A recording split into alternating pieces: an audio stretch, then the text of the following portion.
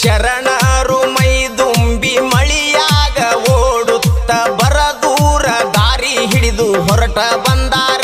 ಮೇವುಂಡಿ ಹಿರೇಹಳ್ಳ ಹರಿಯತಿತ್ತು ಕೇಳರಿ ಬಲು ಜೋರ. ಶರಣರು ಶಕ್ತಿಯಿಂದ ಹರಿಯುವ ಹಳ್ಳ ಇಬ್ಬಾಗ ಮಾಡ್ಯಾರ. ಕಾಸಿಮ ಸಾಯಿಬರು ಊರಿಗೆ ಬಂದು ಸವಾರಿ ಮಾಡ್ಯಾರ. ತಮ್ಮ ಸೇವೆಯ ಅವಧಿ ಮುಗಿಸಿ ಇವರು ತಮ್ಮ ಹುಚ್ಚಪ್ಪ ಸಾಯಿಬ ದೊಡ್ಡ ಕಾಸಿಮ ಶರಣರ ಕುದುರಿಯಾಗ್ಯಾರ. ಊರ ದೈವ ಶರಣರ ಶಕ್ತಿ ಪರೀಕ್ಷೆ ಮಾಡ್ಯಾರ. ಸವಾರಿ ದಿವಸ ದ್ಯಾಮಮ್ಮನ ಗುಡಿಗೆ ಕಿಲಿಯನ್ನು ಹಾಕ್ಯಾರ. ಶರಣರು ಸವಾರಿ ಎದ್ದು ದೇವಿ ದರ್ಶನ ಮಾಡಾಕ ಬಂದಾರ.